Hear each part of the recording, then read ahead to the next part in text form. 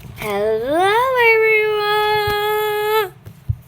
Today I'm going to read Materials by Cracker World War II Super Edition for readers 9 to 12. It's amazing! Wait, Olivia. Yay! I just talked to my mom the most important thing in my life! So, very nice. I feel free in my summer holiday, but summer has just passed. But I still love summers. I added this. Contents: 1. World War II. 2. The leaders. 3. On land, in the sky, on the sea. 4. The home front. 5. Codes, spies, and the resistance. The Holocaust. 7. End of war. Doing more research index. Oh no. Chapter 1. World War II. World War II began in 1939 and lasted for 6 long years. More people died in this war than any other war in history. When it was over, at least 50 million people had been killed. Millions have suffered serious injuries, and after a year of bombing, cities lay in ruins, leaving millions of people homeless. Altogether, 61 countries and 100 million soldiers took part in the war. Most of fighting was in Europe, North Africa, and Asia. They could battle on land and sky and on the sea. Choosing sides. Germany, Italy, and Japan were the major countries and group of the Axis powers. The country belonged to the Axis wanted to gain power by taking over other countries. Great Britain, France, and the Soviet Union, the United States, and China joined together against other Axis. These countries were called allies. Germany after World War I. In 1918, the Germans lost World War I. Along with Austria, Hungary, and the Ottoman Empire. They had fought against Britain, France, Italy, Russia, Japan, and the United States. The French and British thought that Germany caused the war. As punishment, the Germans had to sign a strict peace treaty called the Treaty of Versailles. It said Germany could only have a small army and navy had to give up many territories. The treaty made the Germans accept blame for the World War I. They also said that they had to pay for damages the war had caused. Being forced to sign the treaty left many Germans angry and ashamed. Rise of Adolf Hitler. The time passed, lots of Germans who thought losing the war was not the German army's fault began to believe that the man named Adolf Hitler could help Germany become a powerful country. That's not true. Hitler urged the Germans to fight to destroy the treaty. Germany awake! He would shout as thousands cheered. Hitler was a very dangerous man with dangerous ideas. He claimed that the Germans were the master race who should rule all Europe. Europe wanted to create no place for Jews, slaves, a group of people from Eastern European countries, including Poland and what the Yugoslavia, and others claimed they were not true Germans. Hitler comes to power. Political parties group people who are same ideas on how the government should work. In 1981, Hitler became the head of a new political party called the Nazi Party. Adolf Hitler. Hitler and all Nazis believed that one strong leader could rule Germany. He also shared a deep, unforgivable hatred to Jewish people.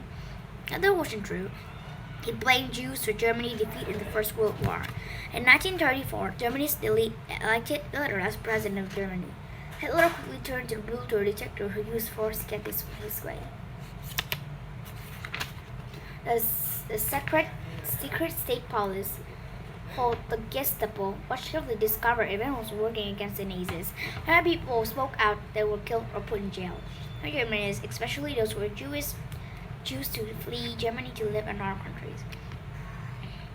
The famous physicist Albert Einstein was gone. Invasion of Poland. In 1939, Hitler began his plan to take over Europe by invading Poland in a discouraged attack.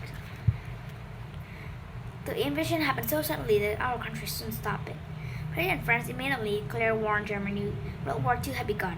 2 years later, the United States joined its fight. Germany invades other countries. After Poland, Germans invaded Norway, Denmark, France, and Netherlands, Belgium, Greece, Yugoslavia, and the Soviet Union. Wars in the Pacific. Yeah! Nothing, Mom. Japan is a chain of islands in the Pacific Ocean. The country doesn't have many natural resources like oil, coal, rubber, and copper. In order to build up its wealth and power, Japan looked to seize things from our countries. The Emperor of Japan was named Hirohito. Hideki was powerful prime minister. Her plan was to control Southeast Asia and the Pacific. Japan could take natural resources from the countries it conquered. In 1937, the Japanese began the war in the Pacific by invading China. The attack was so brutal that millions of Chinese died. Chiang Kai-shek led China well-trained soldiers, but they couldn't stop the Japanese invasion.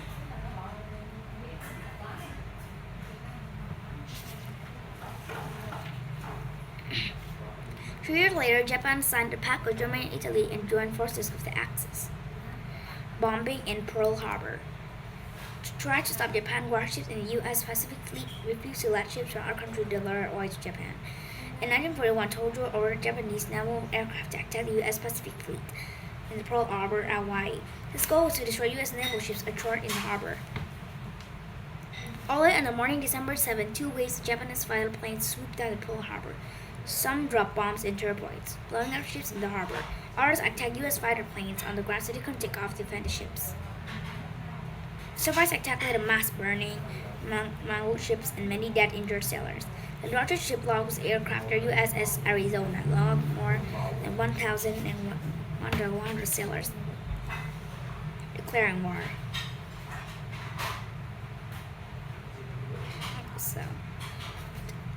Until the United States had not entered the war. The day after Pearl Harbor, Franklin Roosevelt and President of the United States asked Congress to declare war on Japan. Americans huddled around the radios and resident voice felt the real grim news. A few days later, Germany declared war on the United States. This is when the United States joined the Allies. Getting ready. In 1940, America was building airplanes, tanks, ships, submarines, and weapons to sell to the Allies. After the United States joined the war, factories began making these things for American soldiers as well. President Roosevelt said that every man, woman, and child in America should be partners to fight in the war. Many men went away to war. Women who had never worked before took jobs in factories. Navy. Uncle Sam is calling you. Endless in the Navy. Presenting station. I want you in the Navy and I want you now. Uncle Sam. By the time the war ended, the United States built more than 300,000 planes, 90,000 tanks, and 200 submarines. Soldiers. After war was declared, people hurried to join the fight. Since then, there still weren't enough soldiers. The government made a rule that men from ages of 19 or to 45 would draft to fight for the country. After over 60 million American soldiers took part in the war, there were many who were away from home a year or more. Our Atlantic the United States completely changed. Number 2, the leaders. The leaders with allies and Axis risked the country's futures by entering the war. 4 of the leaders would win. 3 would lose everything, even their lives.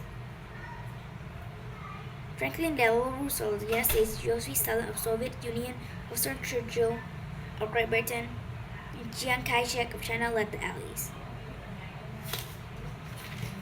Winston Churchill and Franklin Roosevelt was great leaders who got the country as well. Churchill sailed to the Allies when Germany attacked the Soviet Union. He was a harsh dictator and forced people to do what he wanted. Stalin killed millions of people by starving them or putting them in labor camps. The leaders of Axis were Adolf Hitler in Germany, Benito Mussolini of Italy, and Hideki Tojo of Japan. As head of the Nazi Party and the leader of Germany, Hitler was one who started World War II. Benito Mussolini, a fascist, dreamed of Italy becoming powerful superpower during the Roman Empire. Hirohito was the Emperor of Japan. Hirohito was a prime minister. Tojo was a high-ranking general who thought that Japanese were superior people. He thought they had the right to rule Southeast Asia, helped create the well-trained military in which soldiers obeyed a question and believed it was honor to die in battle.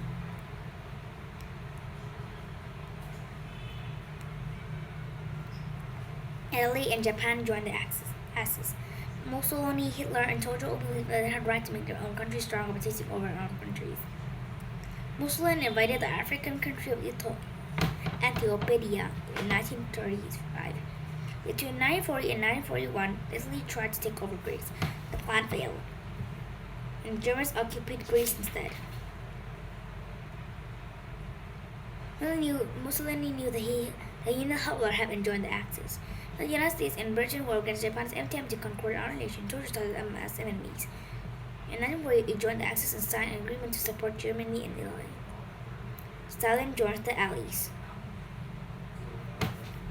The Soviet Union and Germany were on the same side at the beginning of the war. But in 1941, Hitler shocked Stalin by invading the Soviet Union. He had no choice but to join Britain in fighting against Germany. Roosevelt talks to people. Franklin Delano Roosevelt, the 31st president, 32nd president of the United States, was popular and people often called him individuals FDR. Roosevelt was 39 years old. He had a terrible disease called the polio that paralyzed his legs. Rest of life, he needed to wear heavy metal braces and use crutches to walk. During the war, FDR often spoke on the radio. He called his talks fireside chats. For the first time in history, people could listen to the president tell them how things were going on the government in the war.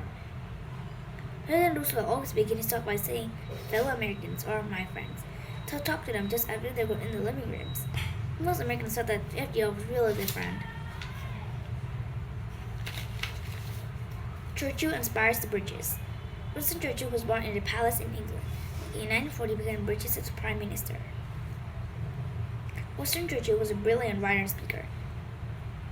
Like President Roosevelt, he spoke on radio to give people hope and strength.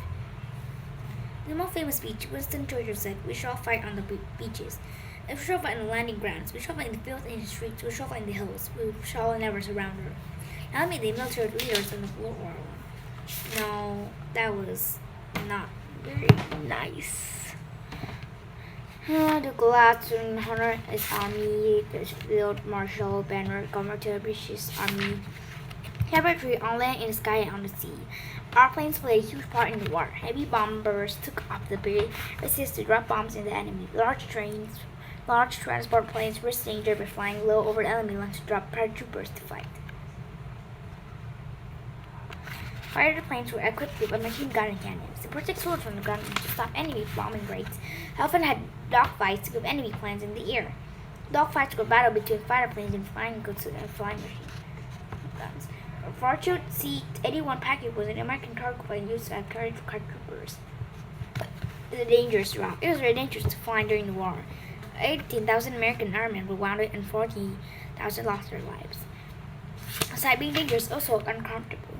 There was no heat in the planes. Some climbed up to 92,000 feet, where temperature could dip into 60 degrees below 0 Fahrenheit. Airmen had to wear oxygen masks, zero helmets, and heavy gloves.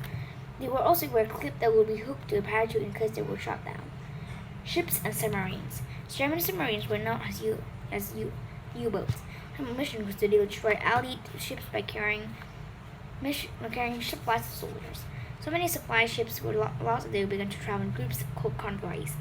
Warships traveled with the convoys to protect them.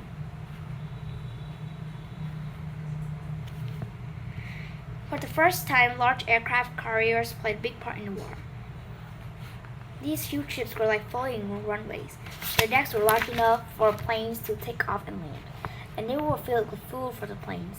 Because the ships move around, it was easy to get planes to places they couldn't have enough food to fly down. The aircraft carriers brought the airplanes close to where they needed. A pilot took off right from the ships. After an air strike or battle, pilots land on carriers, where food and fly off to fight again. Tanks. Both the Allies and Axis had tanks. The two most powerful German tanks were the Panzer and Tiger tanks. The United States used German tanks which could be produced in the greater numbers. What soldiers carried? Unless they were in the middle of a fight, soldiers carried a lot of equipment around with them. Extra socks, helmets, blanket, boot, entrenching tool, rifle, canteen, poncho. Training. New soldiers had to report to military bases for basic training. When they got there, military barbers shaved their heads. When they were given uniforms, socks, and underwear. The most important thing the men learned to do was obey orders, even though they might disagree with them. Top drill sergeants trained the men. They usually yelled a lot until the men got things right. The drill sergeants kept the soldiers in shape by making them run, hike, march, and do push-ups. The men also practiced hand-to-hand combat and firing weapons. When they left basic training, the soldiers were ready to fight. Turn along with us to learn about the biggest violence in the war. Battle of Britain, July, October 1940. Invasion of Poland, Germans began bombing air bases in Britain, which was fought back by bombing Berlin, the capital of Germany. Hitler was fierce and ordered his pilots to bomb London and other major English cities.